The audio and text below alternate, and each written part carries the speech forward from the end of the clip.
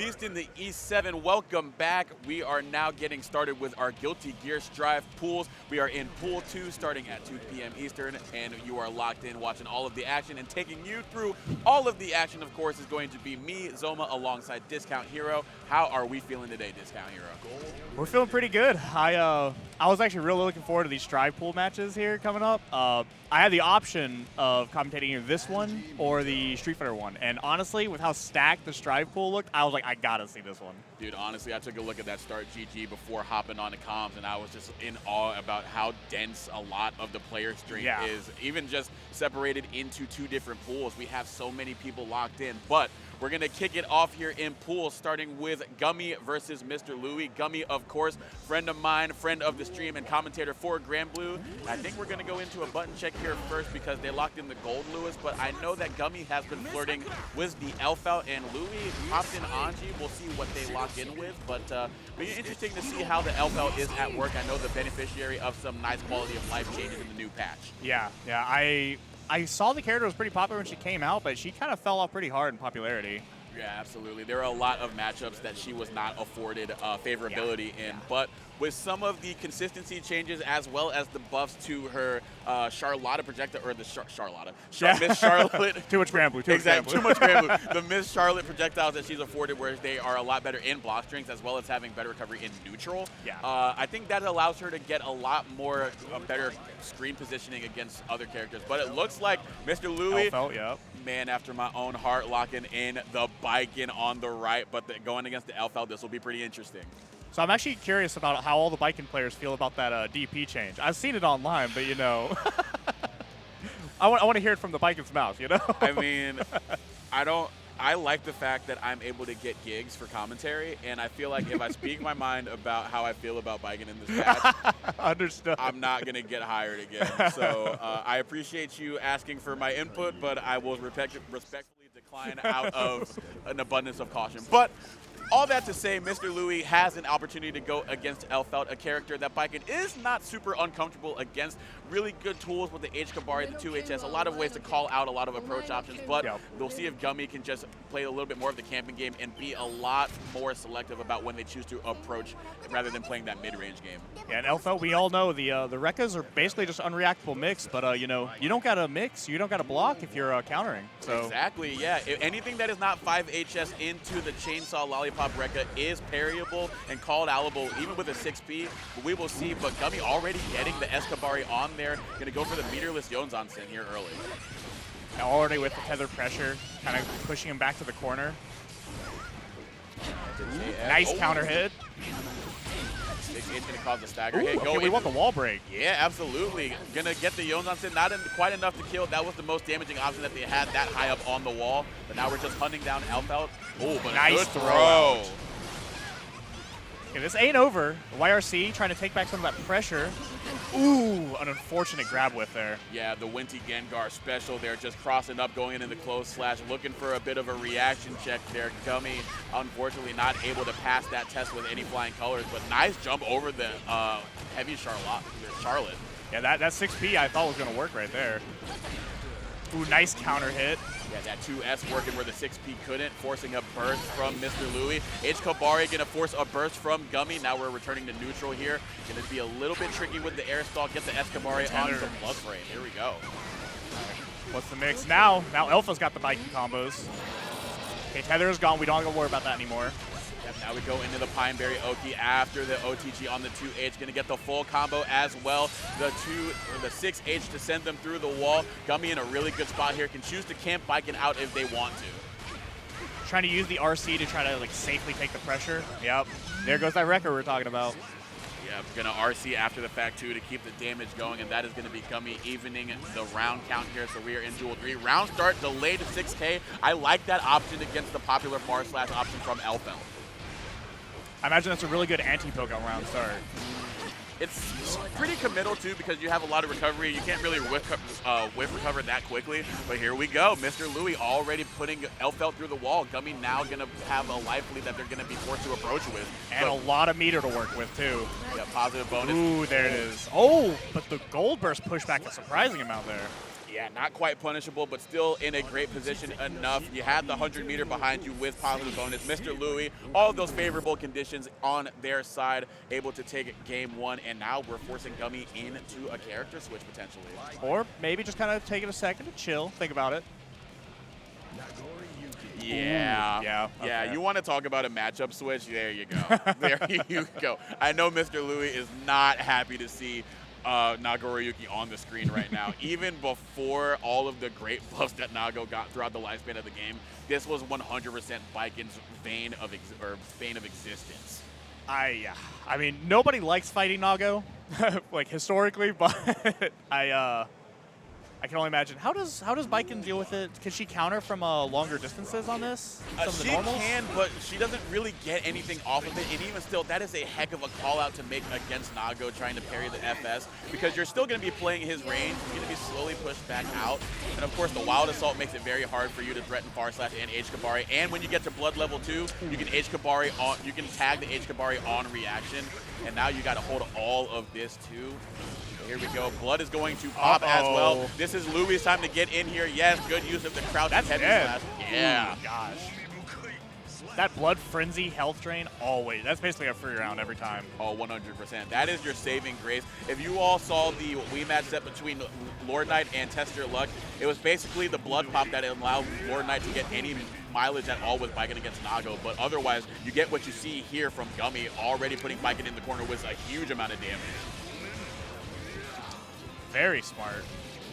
Saw that he dropped the combo on the 5K and still made the correct decision for the 6HS. Yeah, there's really no wrong decision when you have the Samurai mix going. It's just basically what do I feel like pulling out of the pantry today? Do I want the high or the low? Either way, you're probably guessing that right. But here we go.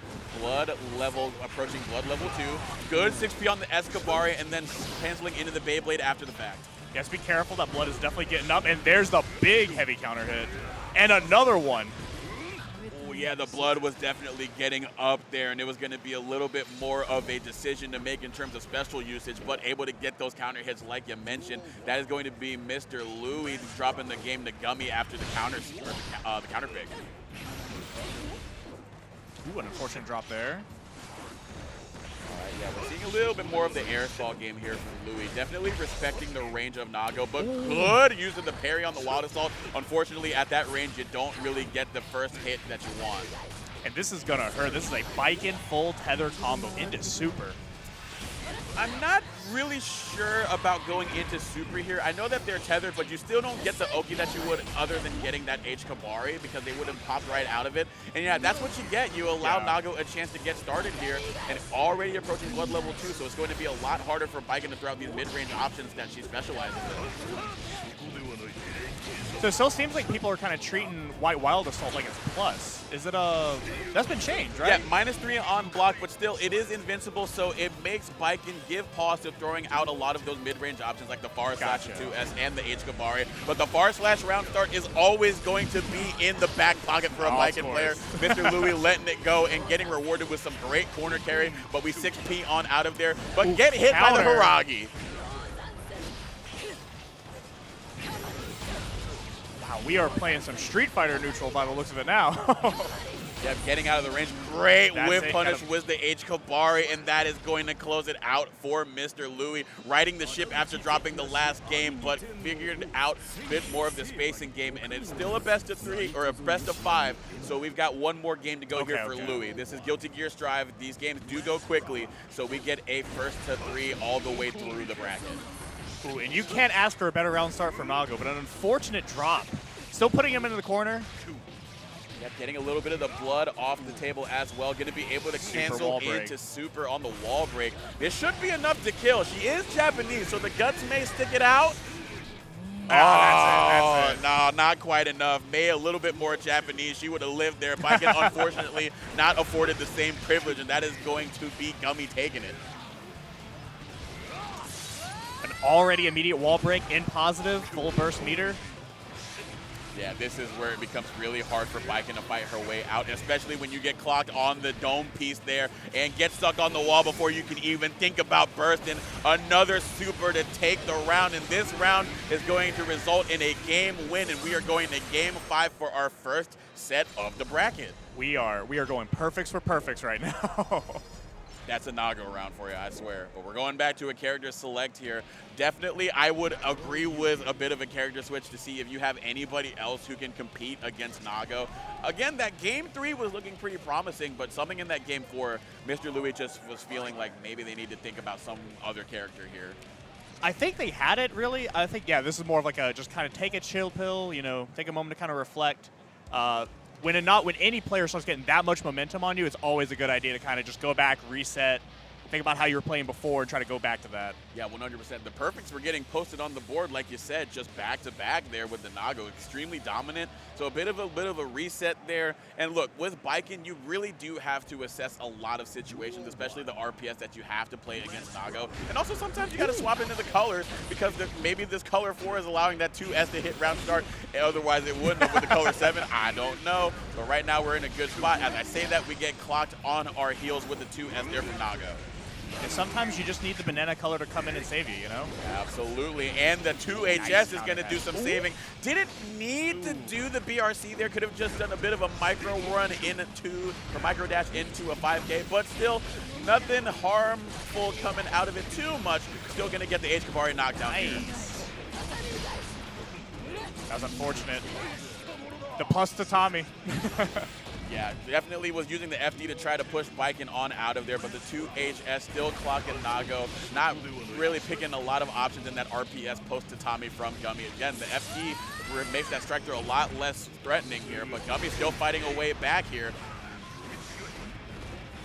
RC corner pressure, gets hit by the overhead, into the wall break.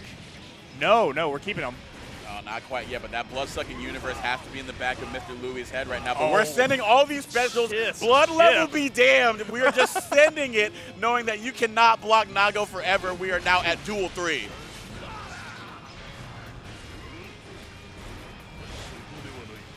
Alrighty here, just Nago slowly keeping Baiken into the corner, not overextending at all. We haven't seen Blood-Sucking Universe, the command grab, come out at all, and Mr. Louis hasn't respected that at all either. They haven't really held up back against that. Yeah, there's been a lot of blocking on the Baiken's part. I wonder if Gummy is going to realize that. Yeah, but we're on blood level 2 here, so we're just sitting back here. Not going to throw out a lot of specials here unless we get a hit to where we can RC into some more hits there. And Gummy going to post the perfect here. The Nago counter pick, of course, working out against the Baiken, and they will advance 3-2 over Mr. Louis. It really looked like the Baiken kind of recentered themselves. Like, took that first game looking really... With Ramlethal not having a meterless reversal, if Baiken gets in, it could be a little bit hard because Ram does have some of the slower Abare in the game as well as some pretty low health.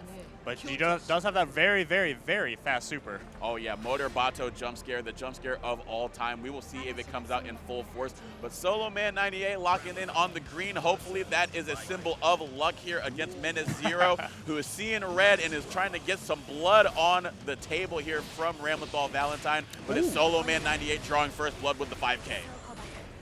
That nice double K5 round start. Burst wants to keep him in the corner, does not want to give up this pressure. Throw away both swords.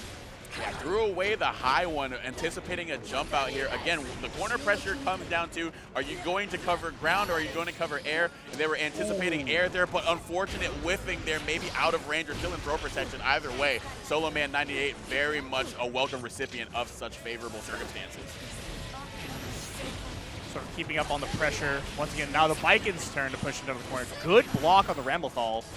Keeping the defense up in the corner, but this is probably going to be a wall break. Oh, no, that's death. Yeah, absolutely. Straight death. Great use of the lazy JS to keep Solo Man 98 locked in the corner. Menace Zero doing a great job of jailing Ramlethal in the corner. Again, they have to do a little bit more commitment on their end. Hard for them to Abare on out of there, and being able to cover that jump out option is great. But Solo Man 98 going to show them what exactly Ramlethal does when she has you in the corner. And that was so much damage. The damage Strive is famous for. 100%. The Motor Bato coming out and just absolutely exploding Biken's life bar there. And again, a little bit of the taste of your own medicine here. Going to bait out the throw with the forward drift RC and then the 5K to get the perfect Solo Man 98 responding in good form. When both characters have meter like that, it's basically a battle of the RCs. You kind of have to use both of them to kind of recover from the bad situation the other part of them kind of wants to put you in. Oh, the windshield wiper sending Biken back down into the corner, but we're fighting our way back out as Menace0 just going to keep it up with the 2S in the 5HS. Not afraid of the Motor Bato because she didn't have the meter for it, but we're going to spend that meter for a Calvados Super, and that is a good grip of damage with an HKD to boot. We're going to do Ondo here, meaty to keep it going. Ooh, the 5S going over the 2S there. Nice counter hit, baiting the burst. That's it. Yeah, that is tough. Going to go right into the Motor Bato. Keep it simple, keep it vanilla. Solo Man 98 getting the first game on the board here, calling out the burst. So already locked in good fashion, calling out the defensive options. So Solo Man 98 looking like they're pretty comfortable despite this being their first tournament set of the day. And this is like what we were talking about before. It's crazy. Like, this is your first tournament match, you know? And look at them. They're fighting for their lives out there. I mean, look, this is probably one of the more favorable matchups that you would want to start your bracket out. And, like, I can say it as, like, a, you know, call me a Biken down player. But if you're a Ramlethal, keep it real. You're actually pretty happy to see Biken as opposed to, like, a Sin or a Nago as well. But maybe not very happy to see this wall break here from Menace0, who's fighting back matchup be damn. But unfortunately, the backdrift RC is going to result in a counter hit, but good Hiragi cannot cancel into an RC, and that is going to be unfortunate here. A nerf being shot there. You still got meter on the Biken's part. Ooh, just walling out with the jump HS. Good stuff there. Yeah, unfortunately, that is one of the nerfs that happened. The universal DP RC nerf also impacting the Hiragi on hit, not being able to cancel into RC. So what otherwise would have closed out the round made it a little bit longer, but Menace0 still able to eke it out here. But good 5P to try to get out of there. But let's see what we do. Yeah, we jump out again. We're going to see if Solo Man catches on to that. That's like every time they've taken to the air rather than fought back on the ground. Yeah. We saw the air grab in the first round. We haven't seen it again since then. All right, here, going to do a little bit of an air stall into the lazy JS once again. Got a good reward for it in the corner, but mid-screen doesn't really lead to much. Good RC there to get into a hard knockdown situation, but going to opt to go for the scrambly situation, a little bit less of a consistent offensive approach, and that'll allow Solo Man 98 with all this meter to extend their pressure and keep you blocking, but you can't block forever in this game. That was nasty. The blue RC mix-ups are always so hard to deal with. All right, see JS. Oh, and the tether. Let's see what the Biken's got. Very good block. Here. Yeah, that is a very popular option. The back jump into the JS Yozansen, but if you block it, you're in a very bad spot. Solo Man 98 going to force the burst from Menace0, but even still, it's hard to get back in. But that hard knockdown after the H Kabari is going to help. And once again, we are now swordless, slowly getting pushed to the corner. Had to RC to keep him there. Ooh. No combo from 5S. Unfortunately, yeah, the combo consistency on Biken is not the best in the game currently, but it was a tough spot to combo in, but you're going to get the RC to help with combo stability here. Push him into the corner. Tatami safe jump into the H-Kabari. Caught him mashing, but that's going to force a burst, and we're going to send the windshield wipers on block here. Tried to bait a burst that was not going to be there, unfortunately. Ooh, 5S there. Yeah, throughout the 2K to try to challenge, but that is not the spacing that you want to throw that button out there. So Menace0 using that spacing to throw out a far slash instead of, you know, maybe throwing out a 6P there, because at that spacing, you got to be anticipating the far slash pressure reset there from Biken. Okay, Johnson, there we go. I don't know, with the counter hit, that is going to, nope, okay, wanted to burst out. That's fair. You don't want to take that positive bonus. Yeah, but you still took a grip of damage there off of that corner combo, but you still being able to reset to neutral. When you burst out as Ramlethal, that's actually a lot more favorable for you than for Biken, because you can operate at a much larger range, and there you go, forcing the Biken to burst out, but you still got to find a way back in. 2HS, though, going to get things started here, but good FDs here from Solo Man 98, eliminating a lot of the strike throw that Biken can force in the corner. Ooh, very tricky PRC there. A nice meaty 5S. There we go, catching them low, going into the Daru, and then the throw bait took into the Calvados. That's going to be Solo Man 98 playing some really good offense there, baiting out the defensive option there from Menace Zero, and they will take the first duel of Game 3. Getting a lot of mileage off of that Orange Wild Assault. There it is, wall break, Mortabato. Yeah, the mileage meter adding up. The odometer looking real nice right now, like you took it into the shop for an oil change. But looking in good fashion right now is the bike, and using the blue Wild Assault to continue the pressure, go into a potential 50-50, but opting to go for Tatami on the other end. And that was pretty fake stuff, but Solo Man 98 respecting it. If they're respecting it, just keep going for it. That is true, that is true. If it keeps working, don't stop. Yep, and what keeps working is that Daru pressure and that side swipe with the far slash. The 6B to keep Biken jailed. I think that was going to be a jump in JS. Oh, blocking it, but too far for a true punish on the YRC. 2HS could have hit, but you're a little bit too late with the button. You can tell both players are kind of scrambling right now. There's been a lot of almost confirmed kills there. Yeah, the scrambling situation in the favor of Menace Zero, catching the backdash button from Ramlethal with the 6K, able to confirm it into a counter hit on the stagger state. Jumping out of the Escobar, though, great anti-air with the 5P, extending with the sword toss. Yeah, this should be full wall break here. That was really good awareness on Solo Man to get that hit. There we go, yep. Yeah, that's one of the big things, too, about this matchup. You're constantly being out-rewarded as Viking. You saw what Ramlethal did with just an anti-air 5P, full corner carry. So a lot of the interactions have to be won here and have to be fully counted for as Viking. But otherwise, you see what Solo Man 98 is doing, just running with it. Already 2 wall breaks. Yeah. It's hard to say that the Ramlethal was on offense that whole time, but, I mean, every hit they got just mattered so much more. Absolutely, and ending it with the 2K2D there. Solo Man now taking set advantage with a 2-1 game count. We will see if Menace Zero is going to think about anyone else, but no, they're just going to be locking in the bike in the rest of the set.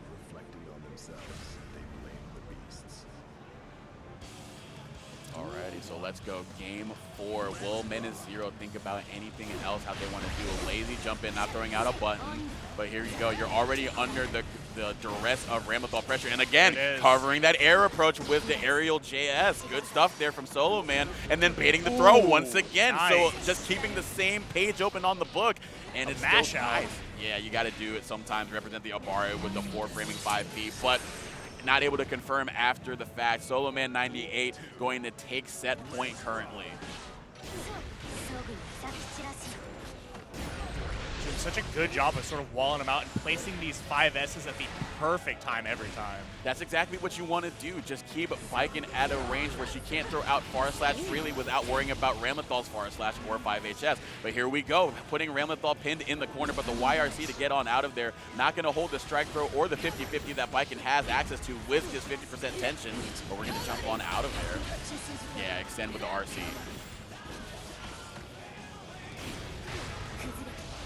We're getting hit by that. Unfortunate backdash there. Yeah, and unfortunately getting hit by the 6B2. This time not opting to go empty with the jump and going to get clocked with the 6B. So now we got positive bonus, but a soft knockdown. So they couldn't go into a meaty Ondo, and Menace Zero taking full advantage of that. Not able to get a full corner combo or a wall break combo, but got the Yones on send to hit 5HS, and now Solo Man gonna have to spend their meter wisely here. Go into the OTG motor, Bato, and Solo Man 98 is going to take the set 3-1 over Menace Zero. Ramlethal Valentine will just do a lot of wacky stuff. And again, I mentioned how underrepresented the character is in a tournament setting. When you have a character specialist like Lurie, who is very good at piloting the Faust, it's going to be very tough to figure out, especially in tournament settings when you only have a best-of-5 situation to do it. And it looks like Lurie is already putting the mental stack on the walking DP. Mini Faust already making it hard for Gillette to try to get out of the corner. Bomb on out of there, but we're going fishing. Ooh. We are swinging. Counter hits galore. There we go. Again, that's the tough part. Being able to find a way in as Nago against Faust when you don't have the dash or the air dash. You have to be a lot more committal with that jump in. And of course, Lurie snuffing it out and turning it into a round-winning conversion. Already getting up to the 2 blood gauge right now. They are both now full screen characters. Yeah, but Faust definitely a lot more comfortable at that full screen range, allowing to throw out items and then just run up into the command grab, get the fuzzy overhead setup going. Yeah, you definitely want to do deflect shield, get on back there, but you're going to have to hold down back a little bit. Ooh, nice air grab. Really calling out the aerial approach there. Yeah, look at the screen presence that Lurie is throwing out as they take game 1 in great fashion. But look at the screen presence just from round start, just pulling Mini Faust out, which is not an uncommon pull. So just having access to that, already putting the onus on Gillette to figure out the neutral situation. Great ash there on the 2P there from Lurie. Let's see what the Faust corner pressure looks like. It looks like he kind of just doesn't want to like engage with that, which is fair. You don't want to scrap with Nago too much. Yeah, you don't really need to overextend as much. Unfortunately, going to allow Nago to get on out and reverse the corner position on Faust because they couldn't get the wall break that they wanted. Yeah, I like the offensive burst here to keep Faust in the corner, and I like the defensive burst to get Nago to get on out of there. Neither one of them want to be anywhere near each other currently. Ooh, this is gonna hurt. Is this it? No, okay. Yeah, I think the bomb screwed him up there. Yeah, the bomb conversion made it a little bit tough there. I think if it was Skullduggers, maybe they would have had some crackpot conversion, but that's easier said than done. But Lurie's still in a very good spot here, pocketing the trumpet, but is not going to need it currently. Just a quick side swipe to the ankles, checking to see if you got your shoes tied. But unfortunately, you're tripping up over yourself here as Lurie is going to take pool 1 of game 2. But we Beyblade on in there. That's a pretty good approach option, I would say. Beyblade is always a good option. Yep, call out the item toss there with the sudden burst option. I do like that. And another good burst option there with the BRC into the slingshot. Trying to create the walls. Oh my, Lurie's doing a really good job with the thrust move like that. I never see a Faust hit that many in a game. Oh, tried to gold burst out of there, but a lot of respect being shown. Yeah, this is the win condition right there, already causing guard crush from full screen and getting Mini Faust out. This is where you can go a little bit harder with the corner pressure, but you got caught with a JS, but you're going to confirm because I have a friend in Mini Faust. Oh, the love and the burst on the blood pop. Unfortunate there for Gillette. Had a little bit of momentum going for them, but between the blood pop and the Mini Faust, RNG and game mechanics were not in your favor there. But Lurie is going to walk there with a smile on their face as they're looking for a clean sweep here, being up 2-0. That was a good, strong round start there, right there from Gillette. Already putting him into the corner. Faust is putting him into the... Oh, no, the cross up. Yeah, it's called mix, but they're all mids. Is he stupid? Yeah. But here we go. A lot of mix on the table right now because the Afro is out, allowing a lot of fuzzy pressure. Here we go. The corner pressure now going in there, popping the love to, again, not overextending against Nago and ducking underneath the 2S, but the sudden Beyblade to get on out of there. Full corner to corner, and we have super if we want to get the hard knockdown, but we're going to pop blood. Still a good spot, though. That hurts. That hurts. Absolutely. Yeah, good use of the wall stick to be able to pop blood in a safe manner there. Could have gone into a super, but again, the resource didn't allow it. But again, still a favorable spot when they're stuck on the wall like that. But Lurie fighting their way out of their own corner this time. The 2K being an anti-air is always the funniest thing to see. Oh my gosh, I love the frame kill from the item pull. Go into the super. That is some great stuff there from Lurie. Always keeping you guessing, even up close like that. No damage on that super, though, at the end of that combo. He don't need it. All right, so yeah, trying to go for the slingshot once again, but Lurie just sitting very comfortably from far screen. Out the baby. There you go. But the French bread low right there, looking like an overhead, but no, that is a low, and Lurie caught you standing, and that is going to be how they get to tournament for a set point here. R/Rec go into the wild assault, -3 on block, but still a good way to enforce the corner position. You're gonna float on out of there, kind of like looking like Kirby up there. Oh my gosh, Meteor's in the pocket. Meteor's in the pocket. The win condition is readily accessible here for Lurie. We're playing Mario Party for a second there. Ooh. I never thought he was going to get the conversion from that. Oh, that is going to hurt. Is that it? Absolutely. Yeah, that's it. Enough. Wow, that popped the wall. Excuse me. I did not think that would activate wall break from that distance, but hey, Lurie knew better. Milia is extremely hard to pin down. Yeah, because that's just a character. Yeah. Because she between the Mirage, the Capel, it's very hard to contest her aerial approach. But that being said, Faust does have a lot of ways once he's able to get started. If Milia is trying to find her way out and be tricky while air stalling, that gives Faust free reign to start pulling items to slow down the approach as well. So it could be a little bit of a back and forth here, but we'll see what happens. Yeah, both players are being very cautious right about now. Yeah, you definitely want to be cautious now that Mini Faust is on the table, because right now he's already doing something that you would see in Killer Instinct in the form of a combo breaker.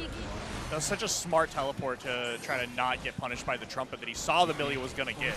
Yeah, yet another Mini Faust on the table. You're seeing Jig having to be a lot more careful with being able to run up at Faust. Being the approach monster that Milia is, it's very hard to get started when you have everything on the screen like Flurry's throwing out right 5K. 5K seems to be one of the best buttons that Faust can kind of be using in this matchup. It goes up surprisingly high, very fast, hard to whiff punish. For sure, in a great way. Like, again, the MO for any character playing against Milia, especially Jeek's Milia, is being able to effectively stop the approach in a consistent manner, because when she gets in, she can get the vortex started like she's showing right here, but already some good blocks here on the second attempt at the mix. We're going in the FD to keep Milia pushed out so she can't just keep resetting pressure. And what a 6P call out! Ooh, and the blue wild assault. Not a combo though, not a combo. YRC doesn't want to deal with that. Absolutely not, but you are going to have to deal with this side switch here. Going into the H-Disc Oki, not a true setup here, but you don't have a way to DP on out. So Jig is going to let that rip every day of the week and twice a day on Sundays. Man, Lurie's defense was really stellar there. Knew exactly when to mash out and exactly when to block the mix-ups. Yeah, there you go. We could be alluding to that player matchup that you were talking about going into the set, as Lurie just seemed to be in tune with what Jeek was trying to get started there. That's going to be game one going to Lurie, so good stuff there to get it started. And those aren't reactions. Those are people that have fought it enough and known. Yeah, that 6P call out early in game one was absurd. Yeah. So that is already Lurie just being like, I know what you're about. We're on the same team. I know what you're going to throw at me, but we're going to throw out some hammers, some bombs, but Milia's not caring at all. They're already going to get the throw into the H-Disc Oki, prompting the burst here from Larry, but good use of the far slash to fight their way out. And the plus pressure. Oh, a couple of Counter. slashes. Yeah, there you go. But the Artemis out of range for that to fully convert into a wall break combo. Jig leaving a lot on the table, getting hit by the mix, catching the backdash, and we're going to get a bit of an ankle breaker here, but not of the N1 mixtape kind. I'm talking about the one that will actually send you to the hospital. Oh, but no wall break. Did he bait it? That's a bait. Oh, but no kill. Yeah, didn't catch him on the way back down. That is unfortunate, but you're still in a good spot here. But not, it's going to be less of a good spot here now that you got thrown and slipping over your own banana peel. Nice block on the bad moon there, but still gets hit by the next one. Can't block Milia Rage forever. That is a tricky character under duress to deal with, and that is going to be Jeek taking first blood here in game two. So some good stuff here. Being a lot more aggressive, not paying the same amount of respect here that we saw early, but Lurie is still finding a way to fight themselves out. Blue Wild Assault frame trap once again hitting, setting up the fuzzy overhead afforded after you get the command grab going. Uh-oh. He got that. All right, so here comes the corner pressure here. Mix. Had the RC. Didn't even go into it until after the fact that it hit. Gonna pocket the banana, so we'll see what they do with that a little bit later, but maybe they might not need it. But here we go. Jig getting started, throwing out the H-Disc. With a classic tech, using the super and then RCing immediately to just kind of get an invincible option to see what they're doing. Ooh, the 6P though, catching a falling Faust here, and the falling Angel is going to come out with the super. Jig now getting started here, hard knockdown situation. This is where it all happens, but the backdash into the quick Abare. Lurie not undeterred on defense, picking the right option at the right time. And he still had the meter too, so he knew he was kind of safe to throw something out like that. Absolutely, the run up 5K, immediate burst. Yeah, absolutely, but you're still gonna have to deal with it. Milia getting back on in there, the side switch on in here, so just going for the mix instead of the corner positioning. But who needs corner positioning when you can just get a couple of interaction wins to go into some more mix? Wow. And once again, you can tell that he's very familiar with this matchup, because jabbing there, that's a That's a knowledge check. Absolutely, and Jake being able to use that knowledge check to propel themselves to a Game 2-1 pivotal here so that Lurie is not already running away with the momentum in the set. So now we're looking at a best-of-3 situation here for the top 8 qualifier.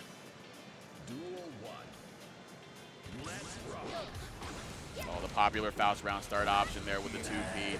Now you see them both jostling for position. Lurie actually being a little bit more aggressive with their approach to like play a little bit more of the whip one this game and command space control rather than sitting back and throwing items. But as I say that, Mini Faust is on deck and the parade of Mini Faust right behind, looking like minions out here. Forgive me if I'm wrong, did I just not hear another parade of Mini Faust? When did they get the second trumpet? I didn't even see them do that. I didn't either, actually. That was lost on me as well. All right, here we go. But it looks like Lurie is in full control of what items that they are throwing on out here, but the meaty going to get disrespected with the super. Not going to be close enough to get the wall break here, but going to get the counter hit here with the 6HS. Here comes Jeek, and that should be enough to kill. Oh, if they don't pop out of the wall break, but it's all good and dandy here. Milia still closing it out. Good stuff there from Jeek, preventing things from getting disastrous after that drop. Oh, no. Here comes the meteor. Good block. Yeah, that was going to be extremely scary there, but Jeek with the great defense. We're seeing some great defense from both of these competitors so far. Yeah. We're already seeing the block on the overhead here, but the blue Wild Assault has gone 3 for 3 for hitting with the frame trap. And again, the 6Ps from Lurie, too, keep coming out at the best times. Yeah, we're gonna FD here. We're seeing that they were doing the Capel reset pressure. Here comes the bananas here. Not quite the item that you want to enforce that pressure there mid-screen. Oh my hammer! The Looney Tunes mix-up coming in clutch. Oh my gosh, the Acme Oki there from the hammer just caught Milia out of nowhere. It's just so funny. It comes out like Bobby Shmurda's hat when he threw it up.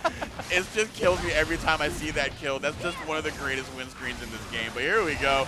Jig still not letting that undeter their momentum here because they're getting started here with a good bit of damage and the positive bonus after the knockdown. Uh-oh. Wow, that was crazy. You can tell that Jeek like repositioned the bomb while Lurie was up there. 100% too, just making sure that's not a factor because look, there's already a lot of stuff that you got to play around when even trying to convert your combos. When Mini Faust is there, the bomb is there, the hammer's out. So good stuff by Jake to try to, you know, reduce the random factor of Faust, but that can't be done forever here because we're still throwing back, or getting back to throwing out some items and going for the Fisherman's Thrust. Throwing out the 100-ton weight. Here we go. Lurie in a good spot right now. Ooh. And the chip from that thrust is also really adding up at this point.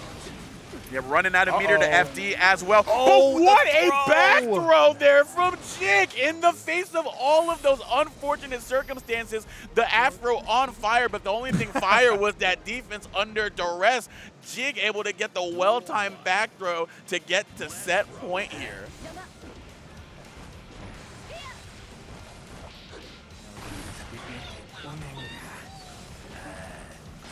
There he is, there it is. The run-up command throw is something you always got to be scared of. You start blocking too much, and there it is, the reset again. And look who's coming to party as well. Mini Faust there to even keep Milia grounded there for a second longer. Getting a bit of added damage there from the Afro exploding. And then the Acme Hammer coming down once again, enabling a combo extension that's going to lead to a wall bounce and a round 1 win there for Lurie. Much needed. And already down the burst on Jig's side, too. This is not looking good. A gold burst immediately, putting himself in positive. Yeah, I mean, why not get access to the Uno wildcard draw 4 in the item if they need it, or for the RC after you get a straight hit because, you know, you need those, and you get the full corner combo. With Look the at the trumpet. damage. Oh, yeah, the trumpet. Good note there. We're going to be seeing that. It's going to come back in Season 2. We may not here because, look, already Jeek having them pinned down, but, you know, as we say that, reversing fortunes there, switching sides here, got the Acme to come out there, going for the dust, and then swiping at the ankles. Lurie taking it to a Game 5 situation here, so that top 8 spot is going to be very hard fought.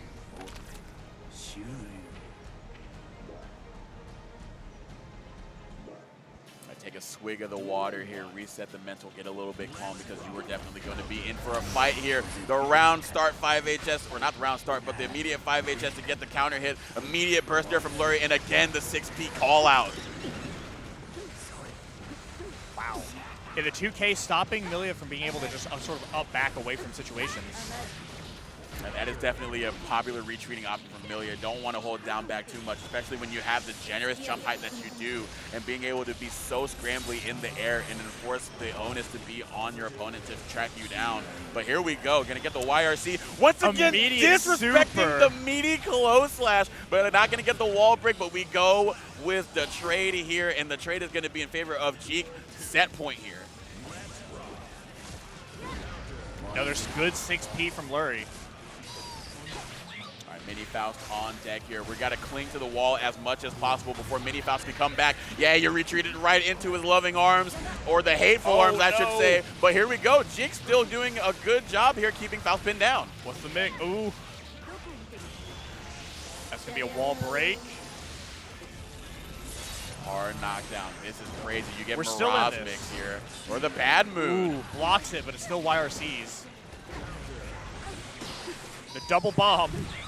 And the Mini Faust, and the trumpet. Oh my god. But the trumpet went to Milia, actually. So got a little bit out of grace. The 6P. Can we get a full conversion? Yes, we should be able to. And the bad moon to come down. But no bad vibes here for Jeek. They will be moving on to top 8 winner side in the team kill match over. This mobility with Milia has, she can probably dance around that area a little bit better. Yeah, I think really round start, you just want to make sure that you're not putting yourself immediately in a position to get cursed. Because if the minute you hold up back and then you block a gunshot and curse comes out, then it becomes a much more different game. But if you can avoid that factor being being a factor in this matchup, you can get your offense going a lot easier and be a lot better and free-flowing in your neutral. And see, you already got Lucy popping curse here. Oh, but great PRC to catch a retreating Happy Chaos. Hiho already doing a great job here on offense. Ooh. Dancing around the clone, even though they did hit it. But this is already not looking good. Wall break. The Deus Ex Machina going to give them the hard knockdown. See, this is where it becomes really hard here for Hiho. They do have 100 meter to try to YRC on out of there, but the tap dust, hard to react to. But the Deus Ex Machina being spent, you do have 50 meter to make it safe, and another 50 meter being spent. We're just spending cash right now. Yeah. It's kind of fair. When he pulled it out, I actually thought it would work. Yeah, here we go, though, but we are out of concentration here to keep the corner pressure going, and that gave Hiho a second chance at life, and they are taking full advantage of that. First blood being drawn here for Milia. Round start hair car, okay. Yeah, very, very strong option. Yeah, but if you block it, you leave yourself in a range to get punished with 2K2D, and that knockdown is huge for Happy Chaos. But even huger is getting the burst out early against Lucy. Far slash to keep them in the corner, catching the startup of, I believe that was 6S. And good blocks from Lucy. All right, but keeping them pinned down here. Yeah, this is the unrelenting corner pressure that Happy Chaos can do. Only one bullet on the table, though, so YRC is going to be a great option. Get the H-Disc on out of there and swap sides here. Gonna go into the Capel reset. Yeah, knowing that it was gonna break the wall, not get a lot of damage, going for the wall slump. This is some great situational awareness here from Hiho to keep the blender going, not breaking the wall and just keeping on, like sticking on Happy Chaos like white on rice.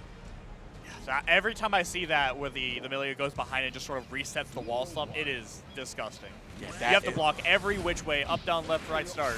Absolutely. Again, just making sure that Happy Chaos did not have a chance to reset the neutral situation, as they're going to do here. Lucy going to get the early burst here, but how much will that come into a play here? Because you're out of focus already. The resource management a little bit questionable here.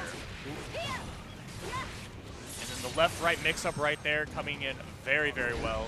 Ooh, the hair car beating the 5S. Does that look like 5S? I believe that was 5S, yep.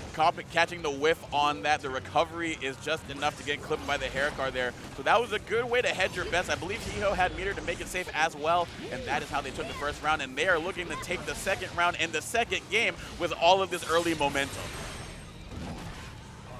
The wall bounce on that new move from Milia looks very strong. Makes her combo routes much more consistent, seems, across the board. You have a lot more damaging, and it's very important. Again, calling out the burst with the forward PRC. Lucy once again expending their resources in an inefficient manner, allowing Hiho to call out options that they don't necessarily would have the room to. And look, we're out of bullets. No bullets. Yeah, Hiho just taking full advantage of the lack of resource awareness from Lucy.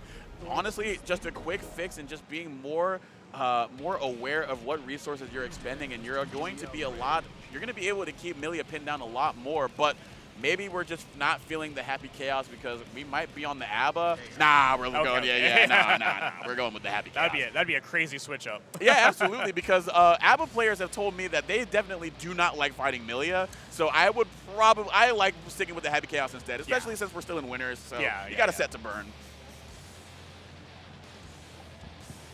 But yeah, Hiho definitely seems very comfortable against the Happy Chaos currently. Again, I think it's really more so on Lucy not being as effective in structuring their offense to a point where they can keep it going, and giving Hiho a chance to fight out whether it's YRC or just, you know, not like, even when they don't have resources, they just allow Hiho a chance to get out of the corner, get out of dodge when they don't need to.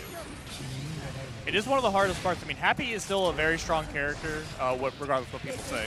Yeah. But it's very easy to sort of mess up something. The moment you mess up anything with Happy, then normally the round can be over. Yeah, see, there you go. You were out of bullets. You couldn't go into further corner pressure. There were 2 instances when they got clipped by that forest slash, and then when they were trying to extend their corner pressure where they were out of bullets, so they either had to reload and got caught counter hitting, or they couldn't extend the pressure, so Hiho fought out. And that is what's allowing Hiho to just absolutely run away with it here early. And the Artemis to bait out the Abare. Good stuff there from Hiho to put them at set point.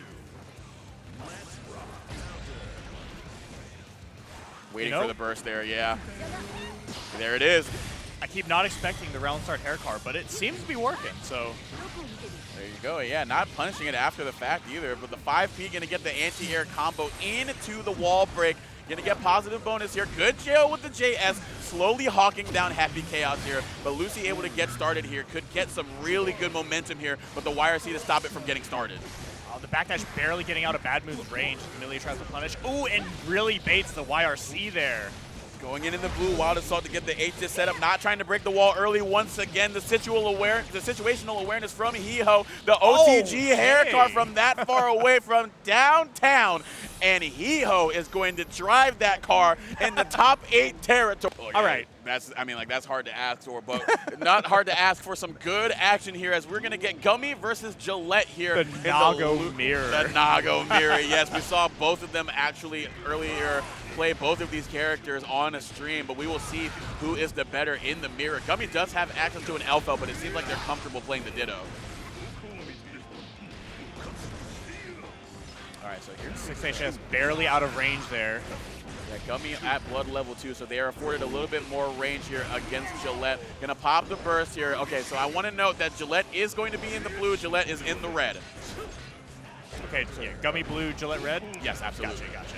And it's going to be Gummy getting the counter hit on Nice. Wake Up here. That is going to be the first round going to them.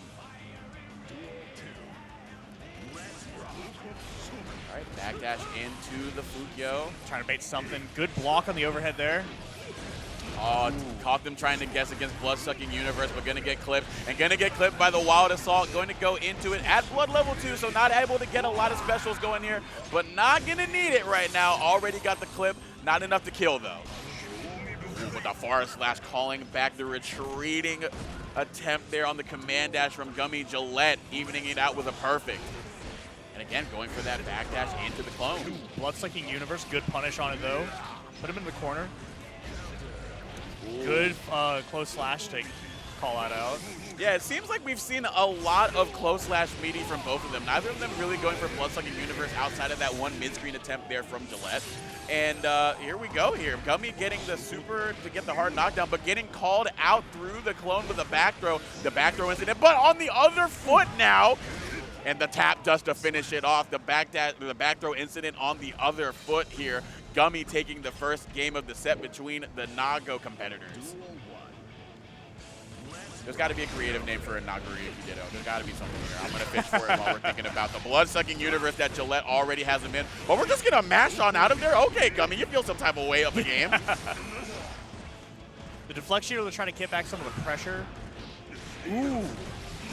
Yeah, we saw the BRC slingshot being used by Gillette in their winner set earlier. Gummy not able to react to it, but just blocked it. So it's not Oh, but the blood's gonna pop. But hit him out of there a little bit too early, but still just gonna full-on dash up and blood-sucking universe. Okay. Turned into Kai for a second there. There you go, yeah, but this side, you can't tech that. You can't tech that, so a little bit more privileged. But here we go. And then with the smart Abare there from Gummy, not respecting any of that bar slash Rekka from Gillette. Backdashing the 2S there. Almost tragic. Blood level 2 on the part of Gillette, so a lot more special usage is going to be used here from Gummy, as is the White Wild Assault, keeping him pinned in the corner. The blood level 2 being popped, but so is the super from Gillette as a reversal. Not going to get the full cinematic, but still going to be able to convert after the fact. Mashing out there. Very brave. Can he kill? No. It's going to be at least one more hit. The backdash on the 2K meaty from Gummy didn't delay it in time to catch it. Nago having one of the better backdashes in the game in terms of invincibility. Stopping the Wild Assault just before it got invincibility, and the mash out to clean it out. Gummy has just been unafraid to stick out the 2Ps and 6Ps against Gillette, but they're going to be a little bit afraid here round start here. The backdash into the Beyblade rather than the clone this time. A bit more of a better burst option from Gillette.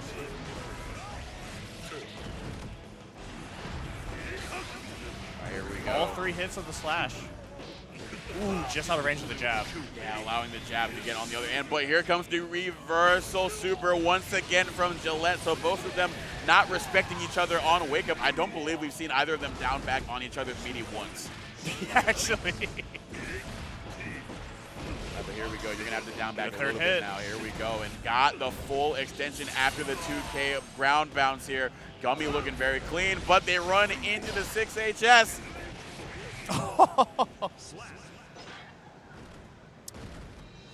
This character is something else.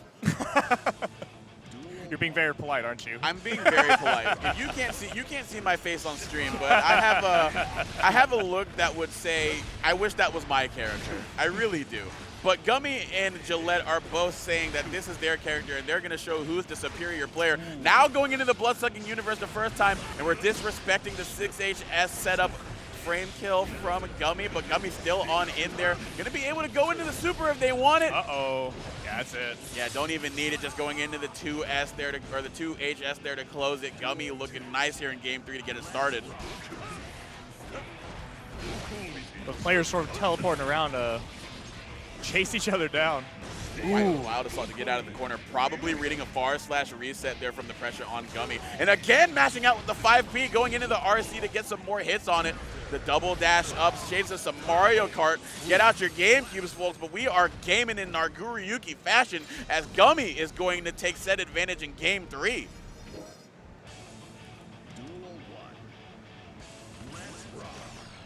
Oh. Ooh, round start to flex shield. Yeah, maybe calling out a round start, Beyblade giving himself, but I don't necessarily think that was going to give you a lot of advantage, even if it did work out. And the White Wild is all going to work out as the invincibility gets Gummy on in there, getting a full hit because it was the charged White Wild Assault. So now to get the super off the end of it, get a hard knockdown, keep the positive bonus going. You couldn't ask for a better start here for Gummy. He's already got half a meter, and the burst is gone. Next hit is, ooh, this is not looking good, and I think that is it. Yeah, there it is, going into the full extension. Didn't even need to break the wall. The big damage off that hit. Gonna get the perfect. Gummy looking to take the set here. Gillette gonna have to find a way to fight back. He's trying to fight back, but Gummy is picking the best time to jab out. Yeah, I think we just have to be a little bit better with these frame traps on these far slash records if we're Gillette, but we might not get the chance because this super could potentially be it, and yeah, I believe that is going to be it. Already fist bumping on stage here. Yep. Gummy going to take a very convincing game 4 to go in advance against Gillette 3-1, so they will be moving on for a date for losers top 8 qualifier. So the Nago Ditto going to Gummy over Gillette In the patch. She didn't really get anything. Okay, she was so she left untouched. Yeah, she's pretty much the same character. Red Wild Assault not getting the hard knockdown after wall break is a little bit of a nerf to her, but her overall game plan is still extremely strong. You still have amazing corner pressure like what we got from Solo Man 98, shutting down the first interaction of the air approach with an air throw. But yeah, Ramlethal's still pretty good, and Motor Bato still going to give you the hard knockdown that you need here. shutting down a game's first Mega Fist like that is brave, sends a message, and I mean, frankly, we don't know if the Potemkin's going to be scared to press it now. So, and that is going to be game 1 with the grab RC. Yeah, the suffocating offense from round start to round finish there from SoloMan98. Round start 5K there to try to check an approach there from Potemkin. But some of the buffs that Potemkin did get were, you know, the JD that you saw just right there, just falling right on there, Shades of Cyberpunk, Edge Runners. But like a lot of different quality of life changes, and of course the Heavenly Potemkin buff that is very, very funny. We're not going to see that a lot against Ramlethal because she's an extremely grounded character outside of maybe the jump-ins that she gets. Yeah. Oh my never God! mind. You know, my bad. Let me get out of this chair real quick. I got no idea what I'm talking about. Valkyrabu just letting the HP be rip, and that is going to be enough to take out Ramlethal. I'm like, you know what? Ramlethal's going to be grounded with her. Actually, you know what? That might have been a response to how SoloMan called out with the air throw. This time, true, just doing that, going into the HPB, saying, you're going to jump first, I got something for you. Yeah, that is probably one of the craziest buffs. They gave Potemkin a second super in that newest patch. Yeah, it's actually a lot better there. And look, as funny as it is, it's very good that it's a lot better of a jump call-out tool while trying to go for the PRC into the Potemkin Buster, but just a little bit too gun-shy with the range that we let it rip at, and that is going to be SoloMan98 using it to put the swords out and get some corner pressure going. Mega Fisting away from the explosions there to try to carry some more space. Ooh, that RC barely, but still not safe enough. Here we go. This is how you let SoloMan98 get started, get the full wall break conversion. Again, not being able to get a hard knockdown here. So Valkyrabu gets another sign at life here, but great call out on the slide head. Just lazily jumping on over and getting a conversion that kills SoloMan98 after getting a bit memed on in round 2. Still just riding the ship there with Ramlethal. Yeah, we're gonna need to see a few more Heavenly Potemkin Busters for that one to work. Yeah, that was a call out that I'm going to hold very near and dear to my heart. We're gonna go back to character select. It looks like Valkyrabu might not have had the right buttons. If that's true.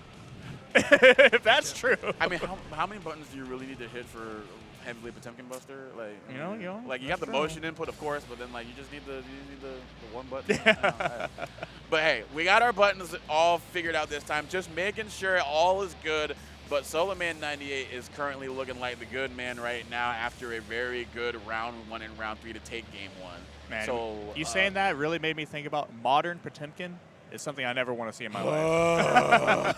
Oh my God, that would be so scary. You already get the buffer on the PRC, and look at this White Wild Assault on in there. So you see Valkyrabu being a lot more aggressive here, but as I say that, retreating a little bit to get outside of 5S and 5HS range, but falling into the 6P of Ramlethal. Oh, no combo, jabbing out there, very brave, but working out very well. You're seeing both players rotate option in that corner scenario where Ram puts that force sword out on block, but still able to get the wall break here. Positive bonus here for Ram, but in the face of a White Wild Assault, you're going to eat that. There's the classic. Oh, had the meter to fully extend it off of it. Must not have thought it was going to kill, or just maybe didn't get the right button that they wanted after the fact. Trying to bait a burst, they're going to go right back into a 6P reset. Oh. And the White Wild Assault to beat the YRC. I think just retreated just out of range to where that could call it out. Yeah, that was crazy. I wasn't sure if it was out of range or just invincible its way through. True enough. Yeah, either way, you got a double dose of hedging your bets there against that defensive option. But SoloMan98 looking like they don't need to have any defensive options, just the offensive onslaught to get started here in round 2. And the JD buff I am seeing in full. Oh, and the RC smart going through the armor there. Getting the wall break now. No. Okay, yes.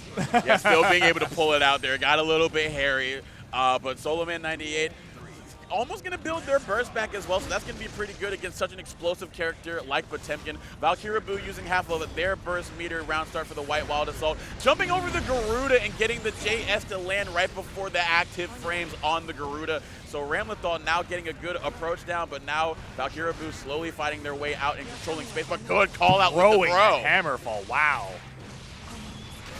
Ooh, and the Mordovato, that is very good.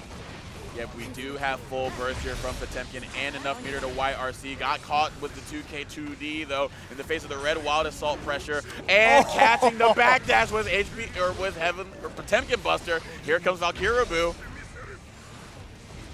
Oh, throwing the sword. -3 on block though. More You tried to Tabata. jump back. Is that it? That is. Oh, and a drop. Fell out of the Daru though. Any hit. Oh, no. This is going to be really scary too. He Potemkin can't hammer has fall 50 in. meters. Oh my God, the 5K 2D. He was so scared of Pot Buster. You could tell. 100%. That was such a tough position to be in an unfortunate position that was enabled by the Daro dropping out. A little bit of combo inconsistency there, but that is going to be how Valkyrabu takes game 2. So now we're at game 3. IFBC there from Potemkin, and we're just going to go into the Calvados as it whips. So That should wall break? Yes. yeah, it should. That's a very consistent wall break option. Feels like you could just close your eyes and count on it wall breaking. Speaking of a consistent wall break option. Motor Banto, baby. And that's a perfect for Ramlethal. Solo Man 98 in good spirits here to start game 3. Both characters starting with the 5P trade. A bit of an aerial stall into the jump dust, and the windshield wipers in the air to send Potemkin back down to earth, saying you're getting a little bit too big for your britches there in the air, Icarus. Oh. Uh-oh. Ooh. Here comes the Garuda.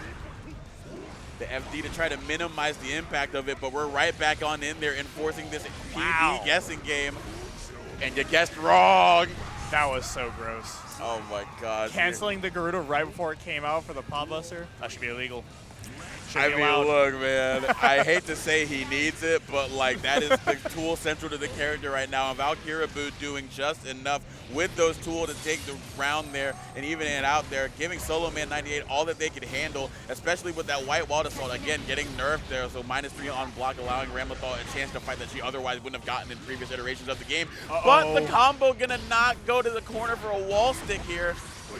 Oh, I thought we were going to see something crazy, but we're going to see something that we're very used to seeing when the windshield wiper is being thrown out. 50% tension behind it in case it was going awry on block, but Solo Man 98 going to take the game and get started in game 4 with an early burst here against Potemkin.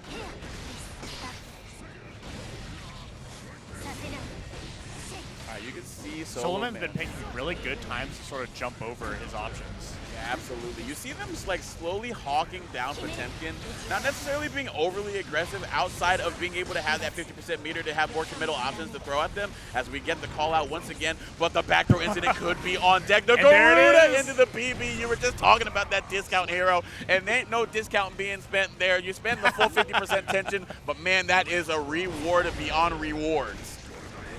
Yeah, that's a buy one, get one sell if I've ever seen one. Speaking of buy one, get one, here comes a second one for you, a second dose of Potemkin. How about a third? Yeah. How about a third? They say good things come in threes here, and good things are aplenty here for Valkyrabu, just asserting dominance in Potemkin fashion, the classic triple Potemkin buster in game 4, so we are at game 5. Again, we were talking about this before, but tier lists don't matter when after Potemkin's pot bustered you, that's a top 3 character. I think it was Mike Tyson who said everybody has a plan until you get punched in the mouth. Well, everybody has a matchup knowledge about Potemkin until you get pot busted that first time. And yeah, this time we are definitely backdashing on out of there, paying our respects like they had an obituary written about them. And now here we go, the full corner carry into the Calvados. This should be a wall break here. Almost killing, actually. That is crazy. The Ondo meaty, though, off of the hard knockdown. We're going to flex shield. I don't know if that was intentional.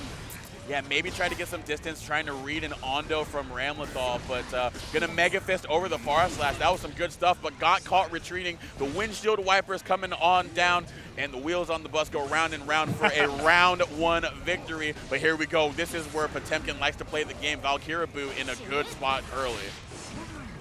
Dice grab. And here comes the Garuda pressure. Noticing that Ramlethal's been a little bit too high with that jump in, giving them an opportunity to throw them as a punish here. Not even going to need the PB, going to use the RC. Different letters of the alphabet, but they still spell disaster for you at sacrifice. And Valkyrabu putting them in a last round situation for Game 5. And again, this is loser, so somebody's going home. And clearly neither of these players want to go home. They are fighting for their life, scrapping for it. Absolutely, but talk about scrapping. We're going to throw that sword. Now going to go in the Motor Bato, just going to keep the combo nice and simple, get the hard knockdown. Not going to even go for the Ondo, just going to go for the safe jump here to be in Potemkin's face as much as possible. But now Potemkin has something to say to you. And now we are in the corner. All right, BRC to get on out of there, get on the other side, catch the JD, not going to get a hit on it, but still. And yeah, no HPB threatened, so was comfortable in getting the air approach covered. A pixel health situation here for Potemkin. And the cross up. The biggest range on screen. But again, Faust and Potemkin kind of both do this. They kind of fight at the range that Ram wants. I know his crawl definitely is very annoying for her. Yes, for the far slash and the H5HS. Yeah. Good note discount. And look, I think we're going to definitely see a lot of crawls. There is some stuff that Ramlethal can throw out, because again, her 2K is a very, very strong button. Yes. So they can probably preempt that approach and call it out. But that is a lot easier said than done. And look, they tried the 2D to start it off early. You saw them already try to cover that low ground. But Lurie already acutely aware of what Ramlethal would want to go for in that situation, calling it out with the quick float to open the game. And you're seeing the reward already forcing a lot of damage off of that life bar, as well as an early burst here from the Ramlethal. Catching the backdash with the meaty close slash. This should be the round here. That's it. Her shins are gone. Her life bar's gone. Unbelievable. And folks, this is losers top 8 qualifier, so there's a lot on the line here, and Lurie seems to be the most aware of that word. Both of them are aware of it, but Lurie just seems to want it here early. Mashing out there, okay. Ooh, that was tricky. Good backdash on the command grab. Just came off the Potemkin matches, you're not going to command grab. I was just about to say, like, command grab has to be top of mind right now for Solo Man 98, because that was definitely everything that they were having to play around. So Lurie might have to get a little bit tricky with the up-close pressure, but that 5K is always going to be a really good button at that range. Oh, you know what? As we saw the 2K run-up on the Mini Faust, one popular thing to do to circumvent Mini Faust is to throw out a jump cancelable button, a quick jump cancelable button, and then go around its activation. So we saw that here early from Solo Man 98, but Lurie still being able to control the screen space, visually polluting the screen, taking up all the space with the bombs and the Mini Faust, and that is going to be game 1 going to them. An immediate burst. Yeah, we are not playing that game, but J2K is going to make you do otherwise right now. Already getting Ramlethal ushered into the corner. Afro on there like it was the 80s back in style. Oh, the bomb in the back pocket. Mini Faust in the back pocket, though, and here it comes on out of there. A band immediately run up in 2K. I'm also noticing that Solo Man is much more hesitant to kind of do the bomb war than I've seen a lot of other players do with Lurie. Yeah, you're seeing being very selective in terms of when they want to interact with Faust. But here we go. The crawl getting called out there by that 2K, stuffing the approach, and look at all of the reward being offered here. Not going to be able to cancel into a super, but still being able to get a positive bonus situation post soft knockdown. This might be the momentum he's been looking for. Super PRC was being thrown out. You saw the Clover come out on the ground, but not lucky enough to not get hit by that 5HS there from Ramlethal. And now you're going to be throwing out some run-up, but crawling underneath the sword toss there. So there's a good call-out option for corner pressure. Here comes Baby Faust. Oh, and the 2S covering both directions. Very smart, very smart. Yeah, great way to curtail the crossover attempt from Solo Man 98. But Lurie gonna get hit round start with a counter hit 5S and going underneath the 5S once again, but in the neutral scenario, Ramlethal running up and getting the trumpets. Mini Faust is my friend today. It's always a treat watching other people get the Faust combo. Oh, 100%, because like, I imagine the Faust player is just like, wait a minute, that's what I wanted to do to you. Yeah, like that's my kid, why do you get to do that? Yeah, but here we go, the mix, but Ramlethal once again getting the trumpet, so Lurie going to have to fall right back into his own, like the enemy of my enemy is my friend here. Here we go. You see Solo Man 98 showing a lot of respect to the normal range of Faust with his corner pressure, not being as oppressive as you would otherwise be. Uh-oh. That is gonna kill. Yeah, there you go. The frame trap with the close slash into the super. Lurie is now up 2-0 over Solo Man here, looking for that spot in top 8. Solo Man 98 going to have to rethink their strategy here with Ramlethal, and they could be going home early.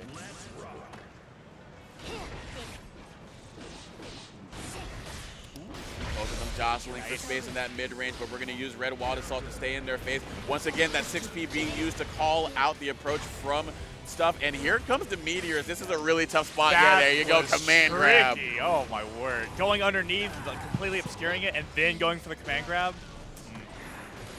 RNG definitely on your side here. And then again, the Scarecrow PRC popping on the other side. Doesn't even give you a chance to react to the visual marker of the glowing eye. 5K to stuff the approach there from Ram. Early hero burst here from Solo Man 98. Definitely feeling the pressure right now in the J2K to go over the Ondo. Lurie at set point. And now Solo Man fighting for their tournament life. Uh-oh. Using half the burst. That's fine. That's fine. We still got the meter resource. Oh, but we are not in a good spot right now. That is going to be tough here. Not going to have burst for a little bit here, so you're going to have to jostle for this round 1 win if you want to have a chance of building that back up. But here we go. The mix going to usher Ramlethal into the corner, go into the meeting, go into the BRC overhead, but good block there from Solo Man 98. The whiff, though, so the windshield wiper in retaliation, jumping on over. This is where things can get started here, Discount. Unfortunately, the RC didn't connect. Hawking them down, though, just running up with the call. Just throwing items out. Recovering just in time to not get hit by the windshield wiper. Probably should have gone into 5S or 5HS for a quicker button. But here we go. Mini Faust is on the table, though, and they respected it a little too much and fell into the 6P. Lurie taking full advantage of the visual screen pollution, everything on the ground, but we pick it on up with the anti-air, the high-reaching 6P, the flick of the wrist, and we are going to move our way into top 8 loser side. Lurie, the Faust, doing big things here at Beast in the E7. Yeah, that was a very, very good play from Lurie. He's able to kind of just control the pace of that match and the screen presence, like you've been saying. Absolutely. And look, I know RFL is very happy because Lurie made it loser side. They've got Jeek on winner side who actually put them in loser side to face Solo Man 98. But it's all good. It is all good. So Lucy is also advancing in the top 8. So SJS, another sponsor with 2 members in there, and Lucy and Beef. Yep. So we will see how that shakes out as well. And unfortunately, top 8 who qualified for top 8 is going to DQ due to commentary because they will be joining me for the next block here. So they still had a great run, but has opted to DQ for the purposes of commentary. So as you can see on your screen right now, we have the top 8 all shaken out. TNS Cherio and Swing will face off in winner's side or the top side of winner's side. Hiho and Jeek will square off. Dayman C7 and Lane in loser side, and the top tap it all out. Lucy de la Mia versus Lurie. So some really good stuff here. Yep, I am looking definitely forward to see that Cherio Swing fight. That one's going to be a good one. And then, of course, the immediate Milia team kill there. You go from the big body brawl all the way to like the Pixie Ditto, and then like it's just like a whiplash there of character matchup. That is going to be very fun. But I know that I have fun here going through this block here of pools round 2 alongside Discount, Hero, Discount. You know, how are we feeling? How did we feel about that pools block? I know it was everything I wanted it to be. Honestly, that was a lot of fun. That was a lot of really good matches. And honestly, I'm really excited to see the rest of this top 8. I think Gummy's going to be joining you guys for the rest of it. Gummy will be joining me. So we will be moving into top 8 very soon. So y'all don't go too far after this break here in action. We're going to come right back right here on stream with some Guilty Gear Strive top 8 action. So until then, this has been Discount Hero and Zoma signing off. We will catch you in just a few shakes of a lamb's tail.